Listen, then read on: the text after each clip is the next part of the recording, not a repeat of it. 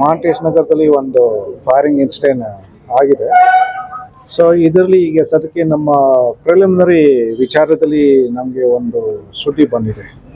So ಇವತ್ತು ಅವರು victim ಅವರು ರಮೀತ್ ಅಂತ ಅವರು ಫ್ರೆಂಡ್ ಮನೆಗೆ ಅವರು ಹೋಗಿದ್ದಾರೆ. ಇದು ಎಲ್ಲ ಊಟ ತಿನ್ನಲಿಕ್ಕೆ, ನಾನ್ ವೆಜ್ ತಿನ್ನಲಿಕ್ಕೆ ಅವ್ರ ಫ್ರೆಂಡ್ ಮನೆಗೆ ಹೋಗಿದ್ದಾರೆ.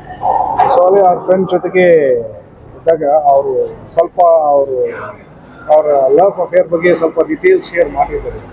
ನಾನು ಆ ಹುಡುಗಿ ಜೊತೆಗೆ ಮದುವೆಯಿಂದ ಭೇಟಿ ಆಗಿದೆ, ಈಗ ಸ್ವಲ್ಪ ಈ ಥರ ಪ್ರಾಬ್ಲಮ್ ಬಂದಿದೆ ನಮ್ಮ ಇಬ್ಬರು ನಡುವೆ. ಆವಾಗ ಅವರ ಫ್ರೆಂಡ್ ಅವರು ಏನು ಹೇಳಿದರೆ, ಆಯಿತು ನಾನು ಎಲ್ಲ ಕರೆಕ್ಟ್ ನಾನು ಮಾಡಿಸ್ತೀನಿ ಅಂತ, ನಾನು ನಿಮ್ಮ ಗರ್ಲ್ಫ್ರೆಂಡ್ ಜೊತೆಗೆ ನಾನು ಮಾತಾಡ್ತೀನಿ ಅಂತ ಅವರ ಮೊಬೈಲ್ ನಂಬರ್ ಕೊಡಿ, ನಾನು ಮಾತಾಡ್ತೀನಿ ಅಂತ. ಸೊ ಅವರು ಫೋನ್ದಲ್ಲಿ ಮಾತಾಡ್ತಿದ್ದಾರೆ, ಮತ್ತೆ ಬನ್ನಿ ಇಲ್ಲಿ ಡಿಸ್ಕಸ್ ಮಾಡೋಣ ಅಂತ ಅವರು ಕರೀತಾರೆ. ಸೊ ಆಮೇಲೆ ಸ್ಟಾರ್ಟಿಂಗ್ ಅವರು ಗರ್ಲ್ಫ್ರೆಂಡ್ ಅವರು ಬಂದಿದ್ದಾರೆ, ಮತ್ತು ಆವಾಗ ಇಬ್ಬರು ಸ್ವಲ್ಪ ಮಾತಾಡ್ತಿದ್ದಾರೆ. ಆವಾಗ ನಡುವೆದಲ್ಲಿ ಸ್ವಲ್ಪ ಮಾತಾಡ್ತಿದ್ರೆ, ಹಾಗೆ ಮಾತಾಡ್ತಿದ್ದಾರೆ. ಕೆಲವು ನಿಮಿಷ ನಂತರ ಮತ್ತೆ ಅವರ ಬೇರೆ ರಿಲೇಟಿವ್ ಅಲ್ಲೇ ಬಂದು ಮತ್ತೆ ಯಾಕೆ ನೀವು ಈ ಥರ ಮಾಡಿದ್ರಿ ಅಂತ ಸ್ವಲ್ಪ ಗಲಾಟೆ ಆಗಿದೆ. ಗಲಾಟೆ ಮಾಡುವಾಗ ಮತ್ತೆ ಒಬ್ಬ ಆರೋಪಿ ಅವನು ಪಿಸ್ತೂಲ್ ತಗೊಂಡು ಫೈರ್ ಮಾಡಿದ್ದಾನೆ. ರೌಂಡ್ಸ್ ಅಂದರೆ ಈಗ ಅದು ನಮ್ಮ ಟೀಮ್ ಈಗ ಸ್ಪಾಟ್ ಹೋಗ್ತಾ ಇದ್ದಾರೆ. ಅದು ಸ್ವಲ್ಪ FSL ಅದು ಸ್ವಲ್ಪ ಚೆಕ್ ಮಾಡಬೇಕು ಎಷ್ಟು ಆಗಿದೆ.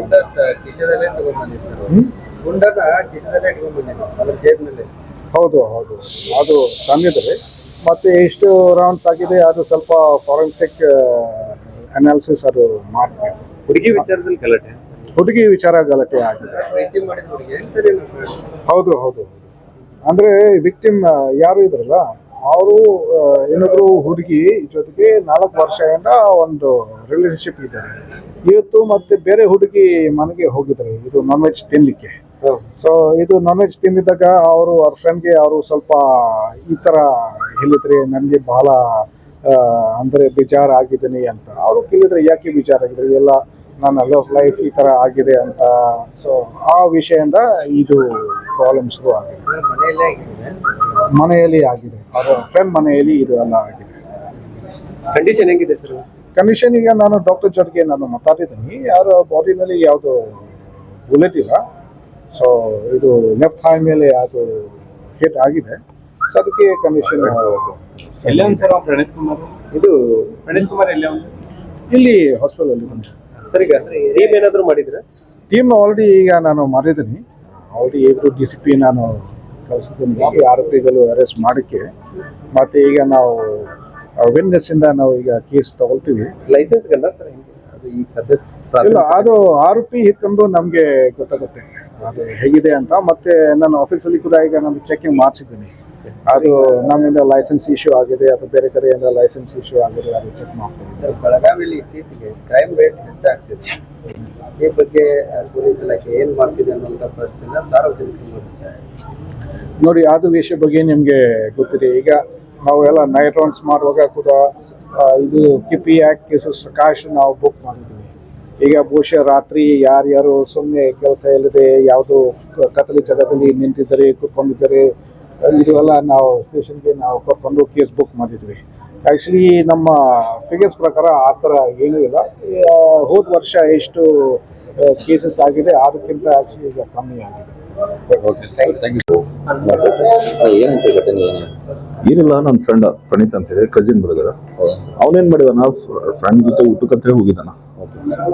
ವೈಯಕ್ತಿಕ ವಿಷಯ ಏನಿತ್ತು ಆ ಹುಡುಗಿದು ಇವಂದು ಅಂತ ಗೊತ್ತಿಲ್ಲ. ನಿಧಾನ ಹುಡುಗಿದ್ದಕ್ಕೆ ಅವಳಿದ್ದವಳು ಆಕಿನ ಫ್ರೆಂಡ್, ಮತ್ತು ಆ ಹುಡುಗಿ ಇಬ್ರು ಮಂದಿ ಹುಡುಗಿಯರು ಮತ್ತು ಇಬ್ರು ಮಂದಿ ಹುಡುಗರು.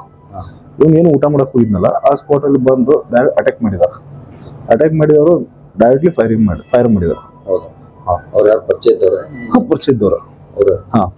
ಅವ್ರೇನೋ ಬಿಫೋರ್ 3 years ಬ್ಯಾಕ್ ಏನೋ ಕಾಂಟ್ಯಾಕ್ಟ್ ಇದ್ರತ್ತು. ಆಮೇಲೆ ಏನಾಗಿದೆ ನಮ್ಗೆ ವಿಷಯ ಗೊತ್ತಿಲ್ಲ, ಒಳಗಡೆ ವಿಷಯ. ಆ ಹುಡುಗಿದು ಅವ್ನ ಪರಿಚಯ ಇತ್ತು ಅನ್ಸುತ್ತೆ. ಒಳಗಿನ ವಿಷಯ ನನಗೆ ಏನಿದೆ ಮಾಹಿತಿ ಗೊತ್ತಿಲ್ಲ. ನಮ್ದು ಏನಿದೆ ವಿಷಯ ನಮ್ಗೆ ಗೊತ್ತಿಲ್ಲ ಸರ್. ಯಾವ ತಪ್ಪು? ತಪ್ಪ ಸರ್. ಸರ್ ಇದು 2 ಗಂಟೆ ಆಗಿದೆ ಸರ್. ಹಾ ಫೈರಿಂಗ್ ಮಾಡಿದ್ದು ಯಾರು ಅಂತ ಗೊತ್ತಿದೆ ಸರ್ ಫೈರಿಂಗ್ ಮಾಡಿದವರು ಅವ್ರು ಯಾರು ಕರ್ಕೊಂಡ್ ಬಂದಿದ್ರಲ್ಲ ನಿದಾ ಅಂತ ಹುಡುಗಿ ಅವಳು ಇದ್ದವಳು ಇಬ್ಬರ ಮಂದಿ ಹುಡುಗರು ಕರ್ಕೊಂಡ್ ಬಂದಿದ್ಲು. ಆ ಹುಡುಗಿ ಜೊತೆ ಇನ್ನೊಬ್ರು ಹುಡುಗಿ ಇದ್ಲು, ಇವ್ರು ಇಬ್ಬರ ಮಂದಿ ಹುಡುಗರು ಊಟಕ್ಕೆ ಕೂತಾಗ ಡೈರೆಕ್ಟ್ ಫೈರಿಂಗ್ ಮಾಡಿದ್ದಾರೆ. ಅಲ್ಲಿ ಯಾವ ವಿಷಯ? ಮಾದೇಶ್ ನಗರಲ್ಲಿ. ಇದಕ್ಕಿಂತ ಮುಂಚೆ ಗಲಾಟೆ ಏನಿಲ್ಲ ಸರ್, ಏನಿಲ್ಲ. ಕಿರಣ್ ಅಂತ ಹೇಳಿ.